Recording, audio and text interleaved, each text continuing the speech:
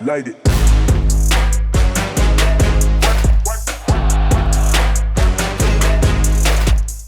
This week on the Triple Option, we bring in one of our great friends, whether it's with the Triple Option or over on Fox's Big Noon Kickoff, the commissioner of the Big 12, Brett Yormark. Always great to see you, Commissioner. Let's start right off the bat, though. Let's talk what's happening in college football. House versus NCAA. The settlement approval comes in on Friday. What was your first order of business? Glad it was approved.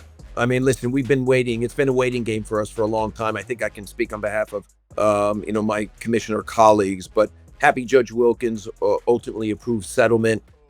We're in a better place today as an industry than we've been in a long time. I mean, there's guardrails, there's rules of engagement, there's a new model. And as I often say to my board, my ADs, and anyone that'll listen, it's progress over perfection. It's going to be a little clunky. It's not going to be perfect coming out of the gates, but it's better than where we've been. And a lot of progress has been made. The implementation committee that has been preparing us for this moment, made up of practitioners across the industry, have worked tirelessly to make sure that, there's this new model in place that provides rules and that governs the future of collegiate athletics. So I'm excited about it. The hard work really begins now. I'll be with my commissioner colleagues next week, and we're going to roll up our sleeves and go at it. But excited that it was approved. And as I said, a lot of work to be done to be ready for July 1. Hey, Commissioner, I speak on behalf of all us, one of our favorite people. Your energy, you bring it every week, and appreciate what you do for college football in your conference. So I'm jumping right into this because I'm fired up over this stuff, and this compliance, because I've dealt with it. And if the NCAA ever wanted to write a book on how not to investigate and how not to enforce, it'd probably be a bestseller. And it wasn't all, and I would always push back when I heard that, because the NCAA, they went to a fight, Mark, with their left hand tied behind their back. Yeah. They were unable to subpoena. They would get, because it wasn't collective bargaining, it wasn't unionization, they just get sued, litigated, and they would lose. So I'm not a direct shot at the NCAA, just overall how it happened. I hear people say, actually in the last 2 days, well, finally there's rules and finally there's guardrails. That's bullshit.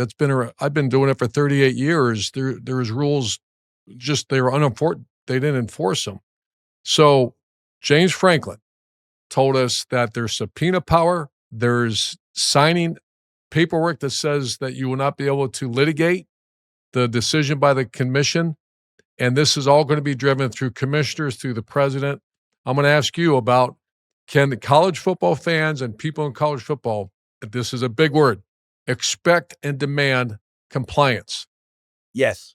And let me speak to that a little bit. So the College Sports Commission is the enforcement arm of settlement, effectively. We announced the new CEO that's coming on board, Brian Seeley. He has spent years at Major League Baseball. He's done a lot of investigative work. And I think he's the right person at the right time to lead this new effort. Coming from professional sports, I bring a little bit of a different perspective. I said it yesterday during our press conference. Our schools want rules, and they have them now. And the ramifications of breaking those rules will be very punitive. And that's the way we're going to govern moving forward. And I'm excited about it. Because, settlement in many respects should create a level playing field for everyone. And that's what we're signing up for.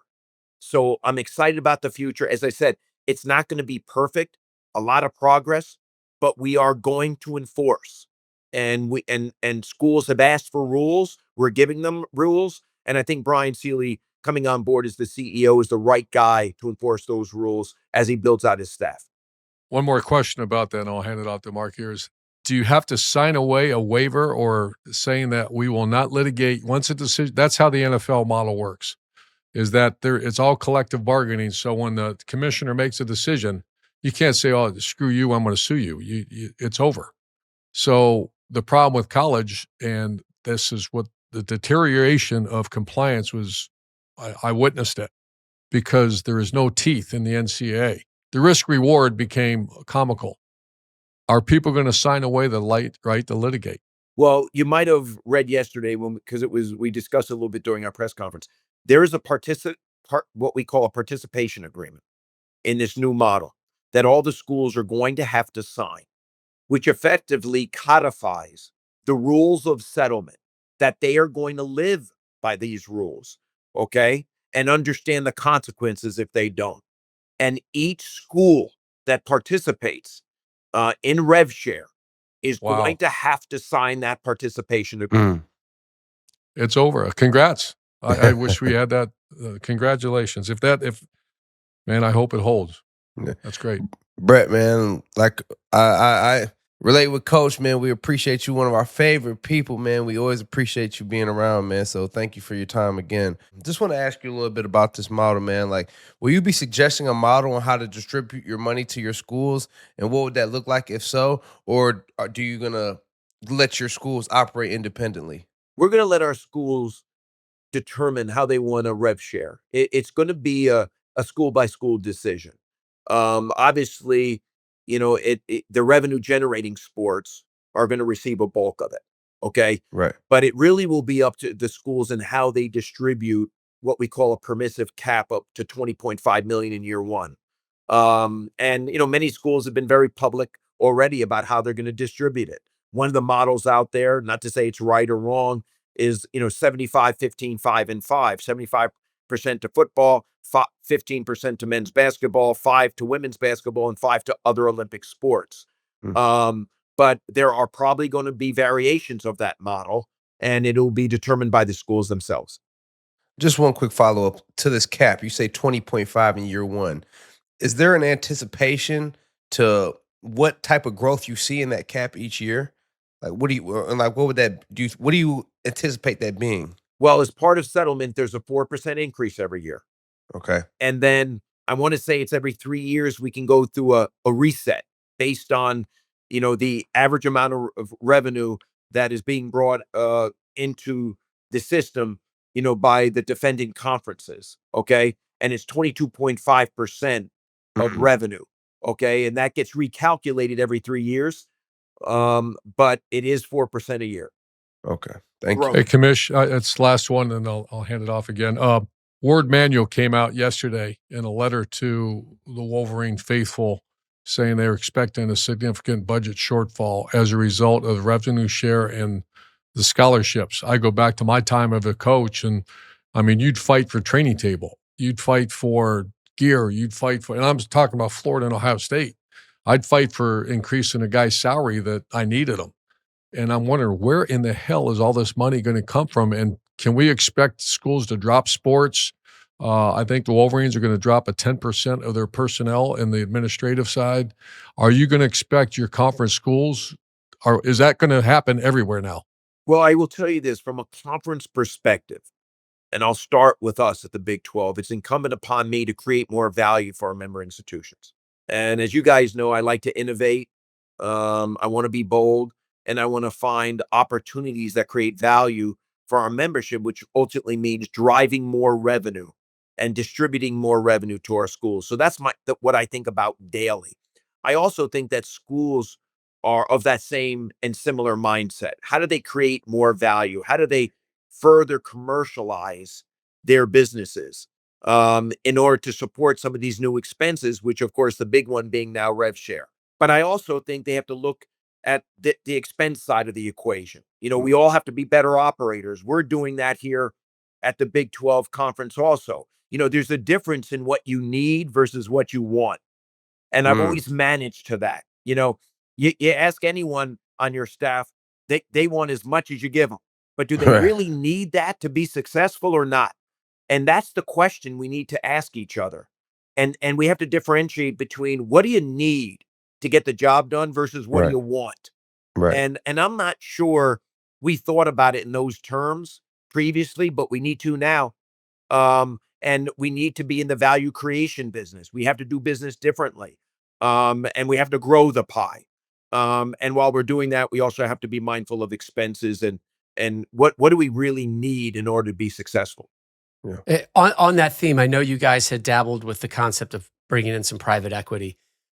into the conference. And I know you said that now isn't the right time, but how did you envision that kind of looking and playing out? Because that opens up kind of another Pandora's box, I think, at times, Yeah. at least for some concerned people. So Rob, we took a deep dive, and we looked at everything. We looked at debt, traditional private equity. Where we landed and where we spent most of our time was creating a bespoke model, if you will, a custom model for the conference. And I was looking for different things, and so were my key stakeholders.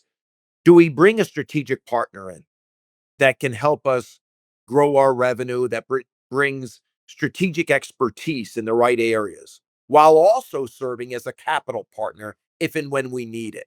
Okay. So I was looking at it a little differently because I didn't want to give anyone a stake in our conference. I'm very bullish on the future, and I don't want to give up any of our upside because we're in the growth mode right now. And I think the future is really bright for us. And I don't want to share that with any third party. But to the extent that I could identify, and I did, a strategic partner who also brings capital when we might or might not need it, to me was the right fit. We've pressed pause on that right now, but we've done enough due diligence to understand that if there was a moment in time where we wanted to go down a particular path, we know exactly where to go. And Okay. that's incumbent upon me as the commissioner to do my due diligence, to bring opportunities to the membership, and then determine if we do or don't do it. Let's pivot to one of our favorite subjects, college football playoff Yeah. expansion. I know you have a lot to say about this. And I just want to take you back to when the concept was out there not too long ago, where the Big Ten and the SEC had 4 guaranteed spots in expansion. This is going to 14 teams. The Big 12 and the ACC were only guaranteed 2. When you first saw that model, what went through your head? What went through your heart? I didn't like it. And obviously that model's been out there for almost a year now. And I didn't like it because I just felt that it created a huge divide between us and those two conferences. Now, as you guys know, I have good self awareness. I know where we reside in the world of college football, but I just felt that it put a line in the sand that didn't need to be there. Okay. I'm a firm believer in that, if you create value, you should be rewarded, earn it on the field. Okay. Every year's a new year. And by the way, with settlement, in theory, it should be creating a level playing field across the board. Okay. So I didn't like it. Um, and it was somewhat foreign to me. And I was pretty outspoken during our spring meetings that, a 5-11 format was certainly something I liked. I like 16 because more access is good. Okay. Yep. There's a point where access, starts equating to dilution, but I don't think at 16 you're diluting anything. I think, it's a good number to work with. And, obviously the 5 AQs is what we have right now effectively. The five, highest rated conference champions. So, felt comfortable with that format versus, every year knowing what someone already has and before you even, play the season. And I felt that it was in the best interest of those two conferences only and not in the best interest of the fans in college football. So I was outspoken about it. That being said, I've got a great relationship with my colleagues, within the Power Four. And I do believe that we will ultimately get to a place that is good for all of us. It might not be great for all of us, but it'll be good for all of us. And I think, I speak on their behalf also that we're committed to figuring out a solution. And I'll be with them next week, and I'm sure, CFP will be a topic of conversation, and we'll roll up our sleeves and we'll hopefully figure this out. Commissioner, I was kind of a fan, not necessarily that the Big 12 and ACC got left out, but the 4-4-2-2-1-1 was appealing to me for one reason, and that is you eliminate the committee, basically. The committee now it's human error. I've been from BCS to the first college football playoff to the recent one. When I was coaching, I was involved in each one. And the committee, I would ask people actually when they left the committee how it was done, and to a man, everyone was like, a lot of them have no idea, they're not watching film because they really can't. Uh, and when they are watching film, what are they really watching? That's an acquired skill in my mind. I mean, it is. In the new formula that I think you said 5'11". Is there a way to eliminate the human error of the committee and say, once again, the 4-4-2-2 was 4 Big Ten, 4 SEC, 2 and 2 to the Big 12 and the ACC. The best thing I loved is there's play-in games. You play in to get one of those spots. It's not a group of people sitting there and say, this team's better than that team, because quite honestly, they don't know that. And it's not their fault, because no one really knows that unless you go play the game. So there was elements of the AQ model that candidly I liked. I do like the playing game. I think making championship weekend for all the conferences that much more dramatic, because there's more at stake, is obviously a great component of that model. Um, the selection committee and the process they go through has been a topic of conversation. And I don't want to dismiss the selection committee from the standpoint of saying it can never get better. And I think we owe the time and effort to roll up our sleeves, to do a full audit of the selection process, and to figure out what's going wrong, where is it too subjective, and where it can be better. And I know we're going to have a deep conversation about that next week when the management committee comes together with the CFP organization to further discuss it.